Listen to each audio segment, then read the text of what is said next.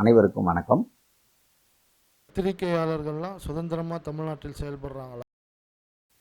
பத்திரிகை சுதந்திரம் தமிழ்நாட்டில் இல்லைங்க, உலகத்தில் மொத்தத்துக்கும் பத்திரிகையாளர் சுதந்திரமாக தான் இருக்காங்க. அதில் எந்த ஐயப்பாடும் கிடையாது. இந்த பிரிண்டிங் மீடியாங்கிறது ஒரு கம்யூனிகேஷனுக்கான சாதனம். அது தகவல் தொடர்பான சாதனம். கால வளர்ச்சியும் நாகரிக வளர்ச்சியும் விஞ்ஞான வளர்ச்சி வரும்போது நிறைய மாறுதல்கள் ஏற்படும். அந்த மாறுதலுக்கு ஏற்ற மாதிரி உங்களுக்கு ஒவ்வொரு அந்த அறிவியல் விஞ்ஞான வளர்ச்சிக்கு ஏற்ற மாதிரி மாறிக்கொண்டே தான் இருக்கும். இப்போ பார்த்தீங்கன்னா உங்களுக்கு ஆர்டிஃபிஷியல் இன்டெலிஜென்ஸ் எல்லாம் வந்துருச்சு. ஸோ இதுக்கேற்ற மாதிரி நம்மளும் மாறி தான் ஆகணும். இந்த மாதிரி வளர்ச்சியை ஏற்றுக்கிட்டு தான் ஆகணும். அதனால இந்த வளர்ச்சியை யாரும் தவறுன்னு நம்ம சொல்ல முடியாது. பத்திரிகையாளர்கள்லாம் எப்படி செயல்படணும்னு நீங்கள் நினைக்கிறீங்க? பத்திரிகையாளர்கள் எப்படி செயல்படணும் அப்படின்னா, இப்போ மட்டும் கிடையாதுங்க. எல்லா தொன்று தொட்டு காலத்திலிருந்து பத்திரிகையாளர்கள் ஒரு சமூகத்துக்கான ஒரு அடையாளமாக தான் செயல்படணும். சமூகத்தினுடைய பிரச்சனைகளை எடுத்துட்டு மக்களுக்கு எடுத்துட்டு போகணும். அந்த பிரச்சனைகளை எப்படி தீர்க்கணும்னு சொல்லி தரணும். அந்த பிரச்சனைகள் திரும்பவும் வராமல் இருக்கிறதுக்கு ஒரு தீர்வையும் பத்திரிகையாளர் தீர்மானமா முடிவு பண்ணி சமூகத்துக்கு எடுத்துட்டு போக வேண்டியதும், அதுக்கப்புறம் சமூகத்தினுடைய பிரச்சனையை அரசாங்கத்துக்கு எடுத்துட்டு போக வேண்டிய கடமை பத்திரிகையாளருக்கு. ஒரு பாலமா பத்திரிகையாளர் செயல்படணும். சமூகத்திற்கும் அரசாங்கத்துக்கும் ஒரு பாலமா இருந்து செயல்பட்டு நாடு சுமூகமா இருக்கணுங்கிறதா பத்திரிகையாளருடைய உண்மையான பணி. ஆனா இப்போ இருக்கக்கூடிய பல வருத்தங்கள் இருக்குது. நமக்கு பத்திரிகையாளர்களா இருந்தாலும் பத்திரிகையாளர் மேல பல வருத்தங்கள் இருக்கு. என்ன அப்படின்னா, இந்த பத்திரிகையாளர்கள் தொடர்ந்து பார்த்தீங்கன்னா, அரசு எந்த ஆட்சியில ஒரு அரசு உட்காருதோ அந்த அரசுக்கு மிக சாதகமாகவே தான் பல பத்திரிகையாளர்கள் செயல்பட்டு கொண்டு இருக்கிறத நம்ம பார்க்குறோம். அது மெயின் ஸ்ட்ரீம் பத்திரிகையெல்லாம் பார்த்தீங்கன்னா, ஏன்னா இன்னைக்கு இருக்கிற மெயின் ஸ்ட்ரீம் பத்திரிகையில் வரக்கூடிய ஒரு தகவல்களை தான் சமூகம் மக்கள் நம்புறாங்க. அப்போ அந்த செய்திகள் உண்மைக்கு முரணாவோ இல்லை கலப்போ செய்து போடப்பட்டால் சமூகம் அதை அப்படியே ஏற்றுக்கணும், அதை நம்பும். அதை கண்டிப்பாக தவிர்த்துக்கணும். ஏன்னா ஆட்சிகள் மாறிக்கிட்டே இருக்கும், ஆட்சியாளர்களும் மாறிக்கிட்டே இருப்பாங்க. அப்படி இருக்கும்போது ஒரு ஆட்சியாளர்களுக்கு சாதகமா எந்த பத்திரிகை செயல்பட்டாலும் அது பத்திரிகை தர்மத்துக்கு புறம்பானது. ஆகவே பத்திரிகையாளர் எப்பவுமே ஒரு நடுநிலைவாதியாகவும், எந்த ஆட்சியாளர் இருந்தா ஒரு ஆட்சியாளர் நல்லது செஞ்சா பாராட்டணும், அதுல தவறே கிடையாது. அதே சமயம் தவறு செய்யப்பட்டால் தைரியமா சுட்டி காட்டணும். அதுதான் பத்திரிகையாளருடைய தர்மம். அதுக்கு அந்த அந்த இந்த மாதிரி விவரங்கள்ல நிறைய பத்திரிகைகள் மாறுபட்டு ஆட்சியாளர்களுக்கு ஜால்ரா அடிச்சுட்டு உக்காந்துட்டு இருக்காங்க.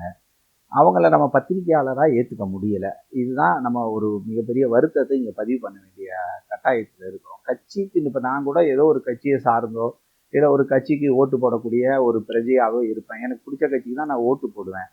பட் நான் கட்சிக்கு ஆதரவு தெரிவிக்கிறதுனால அந்த கட்சி சமூகத்துக்கு சரியா இயங்குதா அப்படின்ட்டு அவங்களுக்கு சாதகமாக நான் எழுதக்கூடாது. ஒரு பத்திரிகையாளர் பார்வையிலிருந்து சாதக பாதகங்களை ஆராய்ச்சி பண்ணி எழுத வேண்டியதும் பேச வேண்டியது தான் பத்திரிகையாளர் தர்மங்கிறத நான் இங்கே பதிவு பண்ணேன். சாமானியர்களுடைய செய்திகளை மிக பெரும் ஊடகங்களோ மீடியாவோ போடுறதில்ல அப்படின்ற ஒரு கருத்து ஒன்று இருக்குது. அதை பற்றி நீங்கள் என்ன நினைக்கிறீங்க? இல்லை, சாமானியர்கள் பெரிய மீடியாவில் போடுறதில்ல அப்படிங்கிற கேள்வியே தவறு. பெரிய மீடியா சின்ன மீடியா இப்போ யூடியூப் வருது, டிஜிட்டல் மீடியா வருது, நிறைய இன்ஸ்டாகிராமில் ஃபேஸ்புக் எல்லா இடத்துலையும் செய்திகள் கொண்டு தான் இருக்குது. ஒவ்வொரு மக்கள் எல்லாத்தையும் பார்க்குறாங்க. இப்போ டிவியை பார்க்குறதே கம்மியாயிடுச்சு. எல்லாமே மொபைல் வழியாக தான் செய்திகள் பார்த்துட்டு இருக்காங்க. அப்படி இருக்கும்போது பெரிய மெயின் ஸ்ட்ரீம் பத்திரிகையில் வரக்கூடிய நியூஸை தான் சாமானியர்கள் பார்க்குறாங்கங்கிறது நம்ம முழுசாக ஏற்றுக்க முடியாது. அதனால இன்னைக்கு இருக்கிற தொழில்நுட்பத்தின் அடிப்படையில் ரொம்ப ஈஸியாக எங்கே ஆக்சஸ் இருக்கோ அது வழியாக பார்த்துக்கிறாங்க நியூஸை. அதனால் செய்திகள் துரிதமாக ஒரு சரியான ஒரு பத்திரிகையாளன் ஒரு மெயின் ஸ்ட்ரீம்க்கு செய்தி எடுத்துகிட்டு போய் வெளிப்படுத்தினாலும் அந்த செய்தி பார்க்க தான் செய்வாங்க. இல்லை சாதாரண யூடியூப் வழியாக ஓரளவுக்கு நல்ல லீடிங்கில் இருக்கிற யூடியூப் வழியாக வந்தாலும் சாமானியர்கள் பார்க்க தான் செய்வாங்க. அது செய்தியின் தன்மையை பொறுத்து தான் அது வெளியே வரும். ஏன்னா நிறைய பத்திரிகையாளருக்கு தெரியாத விஷயம் எந்த செய்தி கொடுத்தாலும் பத்திரிகையில் வெளியே வந்துடும் அப்படின்னு பார்க்குறாங்க. அப்படி இல்லை, அது சமூகம் சார்ந்த செய்தியாக இருந்தால் மட்டும்தான் பத்திரிகையில் வெளிப்படுத்த முடியும். நிறைய அரசியல் நிகழ்வுகள், இந்த விழாக்கள், கலை நிகழ்ச்சிகள், கோவில் நிகழ்ச்சிகள், இதெல்லாம் நம்ம ஒரு ஒரு செய்தியை பத்திரிகையுடைய நியூஸாக இருந்தால் கூட இதுக்கு வந்து செகண்ட் ப்ரியாரிட்டி தான், சமூகம் சார்ந்த அரசியல் சார்ந்த செய்திகள் மட்டும்தான் ஃபர்ஸ்ட் ப்ரியாரிட்டியாக இருக்கும். ஸோ அந்த செய்திகள் கண்டிப்பாக எல்லா இதுலேயும் வரும். இப்போ அரசாங்கம் வந்து எல்லா செய்தியும் வந்து கண்காணிக்குது. அரசாங்கம் வந்து எல்லா செய்தியும் கண்காணிச்சு அது சரி தவறு அரசாங்கம் தானாகவே கவனிக்கும். இல்லை, அரசு துறை வந்து உங்களுக்கு அரசு வந்து செய்தித்துறைன்னு ஒரு இருக்கு. அரசு செய்தித்துறையை வச்சிருக்கும் போது ஒரு பத்திரிகையாளன் எந்த செய்தி போட்டாலும் அரசு கவனத்திற்கு போகும். அந்த செய்தி தவறா சரியாங்கிறது பார்க்கக்கூடிய அங்கே ஒரு இன்டெலிஜென்சி இருக்க தான் செய்வாங்க, இயங்கிக்கிட்டு தான் இருப்பாங்க. கண்காணிக்கிறாங்கிறது உண்மைதான்.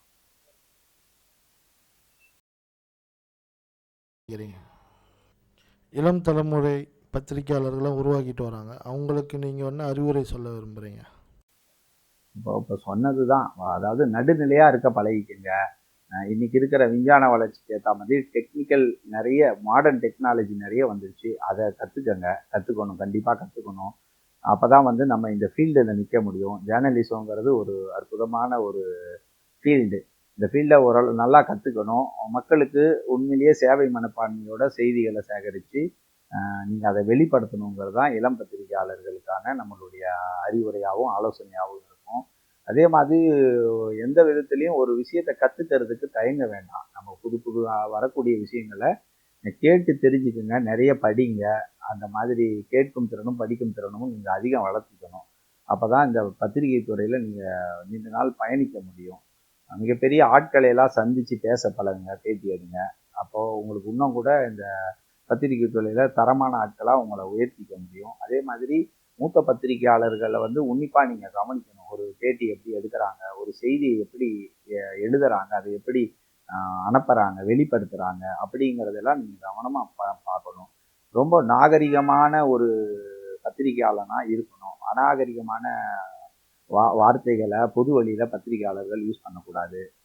முக்கியமான ஆட்களை பார்த்து பேட்டி எடுக்கும்போது கேள்விகளில் தரமான கேள்வியாக இருக்கணும், அர்த்தமுள்ள கேள்விகளாக இருக்கணும். அர்த்தமற்ற கேள்விகள் கேட்குறத நிறைய நம்ம பார்க்குறோம் இப்போது. அப்போ அவங்க வந்து ஒரு டெம்ப்ட் பண்ணி அவங்க கோபத்தை வெளிப்படுத்தி அதன் மூலிமா வரக்கூடிய பதிலை நம்ம வந்து என்ன பண்ணுறோம், அதை பப்ளிசிட்டி பண்ணுறதுக்கான ஒரு யுக்தியை கையாளுறாங்க. அது மிகப்பெரிய தவறு. நம்மளுடைய கேட்குற கேள்வி நியாயமாக இருக்கணும், ஒழுக்கமாக இருக்கணும். பதில் சொல்கிறதுக்கு அவங்க விரும்பி பதில் சொல்கிறதுக்கு ஏற்ற மாதிரி கேள்விகளை நீங்கள் தயார் பண்ணி கேட்கணும். அதே மாதிரி கேள்வி கேட்கும்போது அதற்கான அறிவையும் நம்ம வளர்த்திக்கணும். கேள்வி மட்டும் கேட்டால் அது சரியாகாது. அதற்கான கரெக்டான அறிவுபூர்வமான அந்த விடையையும் நீங்கள் மனசுக்குள்ளே எடுத்துக்கிட்டு தான் அந்த கேள்வியை கேட்க பழகணும். நிறைய விஷயங்களை படித்து தெரிஞ்சுக்கோங்க. இதுதான் இளம் பத்திரிகையாளருக்கு நம்ம சொல்ல வேண்டியது. அற்புதமான ஒரு துறை பத்திரிகை துறைங்கிறது. இதை களங்கப்படுத்தாமல் வருங்காலத்தில் சமூகத்துக்கு ஒரு நல்ல மனிதனாகவும் நல்ல பத்திரிகையாளனாகவும் இருக்கணுங்கிறது எங்களுடைய வேண்டுகோள். நன்றி, வணக்கம்.